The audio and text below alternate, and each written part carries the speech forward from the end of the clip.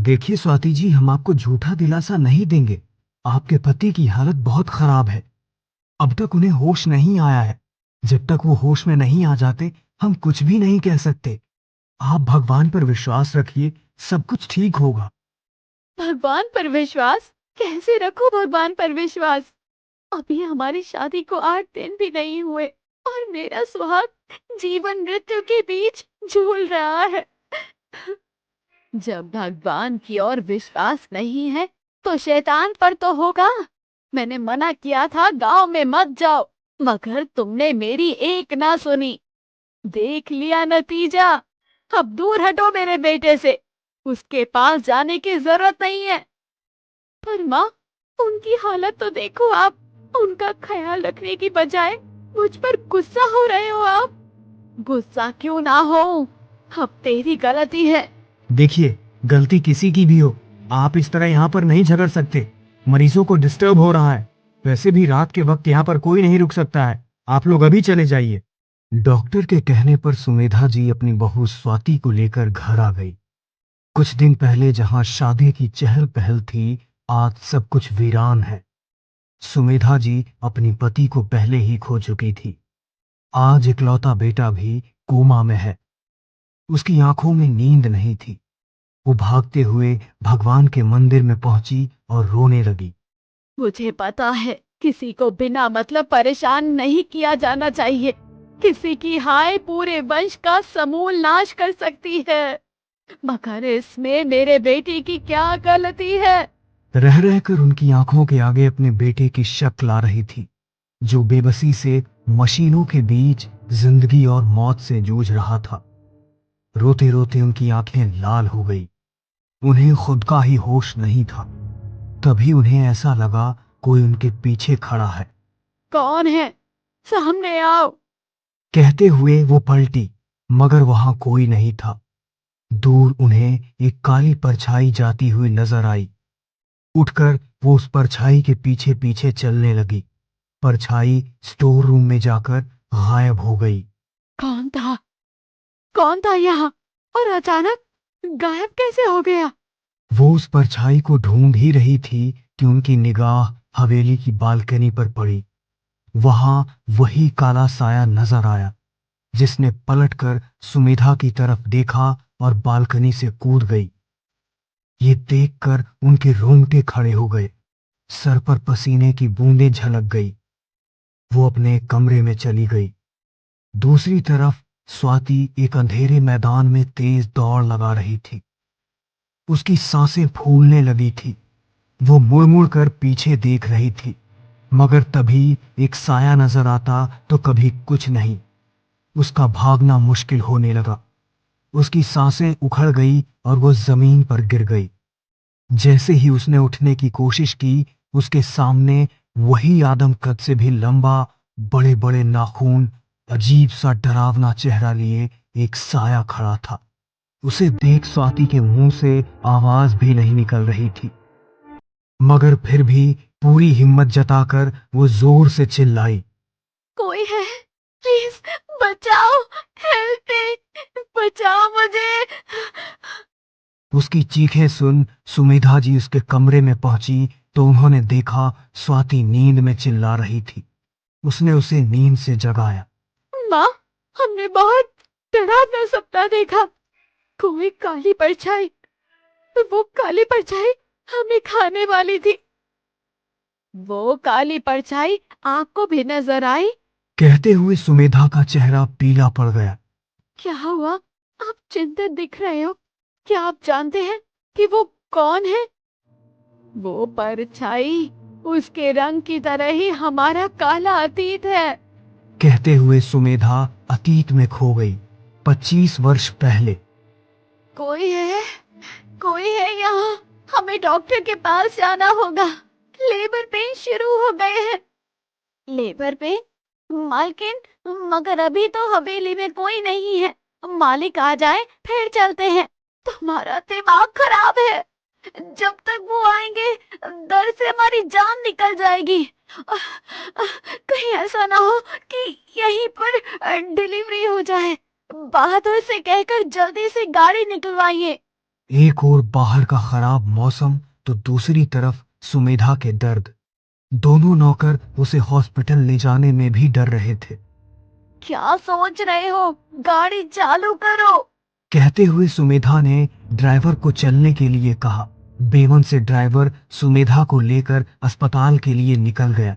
तेज बारिश हो रही थी, बिजली चमक रही थी, सड़क पर घुप अंधेरा चढ़ा हुआ था। कार की रोशनी में ड्राइवर को समझ में नहीं आया और उसने एक महिला को टक्कर मार दी। बहादुर, क्या देख रहे हो यहाँ? जाओ, जाकर उसे मदद की कोई जरूरत है क्या? मेम साहब, वैसे भी हमको शहर पहुंचने में देर हो जाएगा और ये भीलों का इलाका है। किसी ने हमको उनका महिला को छूते हुए देख लिया तो हमको जिंदा जला देगा। मगर गलती तो हमारी है ना? यदि कोई मदद के लिए उसके पास नहीं पहुंचा तो हो सकता है कुछ ऊंच नीच हो जाए। गाड़ी से उतरो बहादुर, तुम जाकर उस लड़की को देखो, वरना हम जाएंगे। मैम साहब, ना आप जाएंगे ना हम लोग। बहादुर भैया, जल्दी से यहाँ से निकलो। सुमेधा ने दोनों को रोकने की कोशिश की, मगर वो लोग नहीं रुके। वो लड़की जो गाड़ी से टकराई थी, वो भी प्रेग्नेंट थी। वो वहीं रोड पर कराह रही थी। सुमेधा को हॉस्पिटल पहुंचने के बाद बेटा हुआ। उसके साथ आई हुई नौकरानी और ड्राइवर दोनों खुश थे, मगर सुमेधा का मन अभी भी उसी लड़की में लगा हुआ था। सुमेधा के पति हॉस्पिटल आ गए थे। वो भी बहुत खुश थे। हॉस्पिटल से डिस्चार्ज होकर जब सुमेधा घर पहुंची तो उसे वहां किसी के होने का एहसास हो रहा था। देर रात कई बार उसे बच्चे के रोने की आवाजें सुनाई पड़ती। उस रात के बाद मेरे साथ ये सब क्या हो रहा है? मैं पागल हो जाऊंगी। मैं कल सुबह ही पुजारी बाबा के पास मंदिर जाऊंगी, वो ही कोई हल बताएंगे। अगली सुबह पुजारी बाबा के पास जाने के लिए सुमेधा मंदिर के लिए निकली तो एक काली बिल्ली उसका रास्ता काट गई। वो बिल्ली दरवाजे के कोने में बैठकर रोने लगी। ये कैसा अपशगुन है? कहीं मेरे बच्चे को कोई खतरा ना हो। मैं उसे छोड़कर नहीं जाऊंगी, बल्कि बाबा को ही मैं यहाँ अपने पास बुला लूंगी।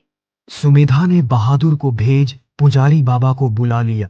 उन्होंने अपनी शक्तियों से देखा तो उनके होश उड़ गए। सुमेधा बेटा, तुमसे ऐसा गजब कैसे हो गया? तुम्हारी गाड़ी से टकराकर कोई गर्भवती महिला मर गई। ये उसकी और उसके बच्चे की आत्मा है जो अपना बदला लेने के लिए आई है। वो तुम्हारा बच्चा अपने साथ लेकर जाएगी। नहीं बाबा, ऐसा नहीं हो सकता। वो हमने जानबूझकर नहीं किया था, बल्कि गलती से हुआ था। मैं तो रुकना चाहती थी, मगर बाबा कुछ तो कीजिए, कैसे भी मेरे बच्चे की रक्षा कीजिए। बेटा, मैं केवल इतना कर सकता हूँ कि उसकी आत्मा को इस घर में बांध सकता हूँ। तू यहाँ से अपने बेटे को लेकर कहीं दूर चली जा। अपने बच्चे की रक्षा के लिए मैं ये गांव आज ही छोड़ दूंगी। हम लोग अब शहर वाली कोठी में जाकर रहेंगे। कहते हुए सुमेधा ने अपनी पति को सारी बात बताई तो वो भी वहां से जाने को तैयार हो गया। अपने छोटे से बच्चे को लेकर वो लोग हवेली से निकल ही रहे थे कि हवेली के बाहर लगा बड़ा सा आम का पेड़ उसके पति के सर पर आकर गिर गया। ये क्या हो गया है? अपनी आंखें खोलो, क्या हुआ आपको? और वो वहीं मर गया। बेटा, ये आत्मा बहुत शक्तिशाली है क्योंकि वो क्रोध में है। मैं उसे यहाँ रोकने की कोशिश करता हूँ। तू अपने बेटे को लेकर यहाँ से चली जा, चली जा। बाबा जी के कहने पर वो अपने बेटे को वहां से लेकर निकल गई और कभी भी लौटकर वापस गांव नहीं गई।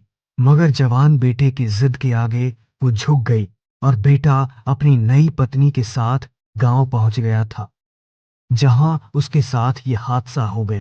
वर्तमान का समय। क्या करूं? कुछ समझ नहीं आ रहा है। कुछ तो करना होगा मुझे। मैं अभी बाबा से मिलने जाऊंगी। खुद से ही बात करती हुई वो घर से निकल ही रही थी कि तभी उसकी गाड़ी खुद ब खुद रिवर्स होने लगी। गाड़ी घर की दीवार से टकरा गई। ये देख ड्राइवर ड्राइविंग सीट छोड़कर भाग गया। वो समझ गई कि वो आत्मा उसे यहां से जाने नहीं देना चाह रही है। क्या चाहती हो तुम? हम तुम्हारे गुनहगार हैं। हमारे बेटे को छोड़ दो, हमारी जान ले लो। वैसे भी तुम हमारे पति को छीन ही चुकी हो। अब बेटे को कुछ हो जाएगा तो हम जी नहीं पाएंगे।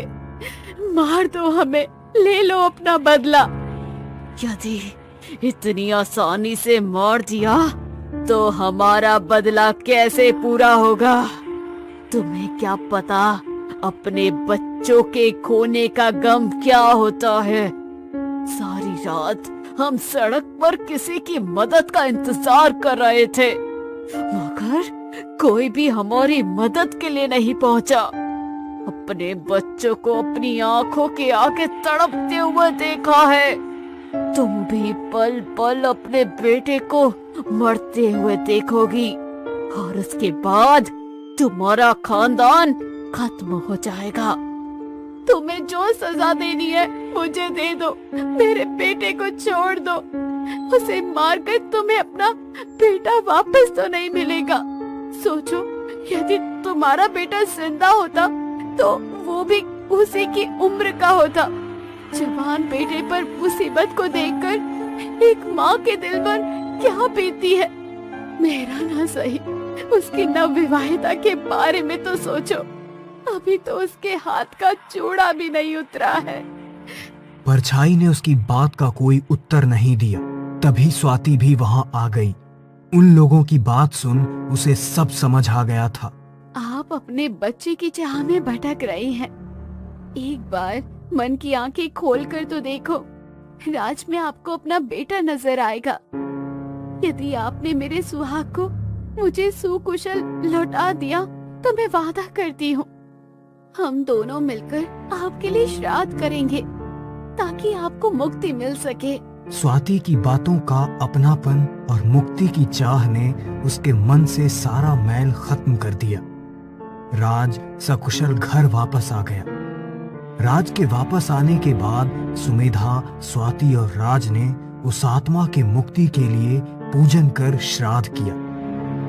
उस आत्मा को मुक्ति मिल गई, मगर सुमेधा जी को उम्र भर इस चीज का मलाल रहा कि काश उस वक्त उन्होंने अपने नौकरों को फोर्स कर कर बोला होता कि उसे भी अपने साथ हॉस्पिटल लेकर चलो, तो शायद वो भी बच जाते और सुमेधा के परिवार को कोई तकलीफ भी न होती।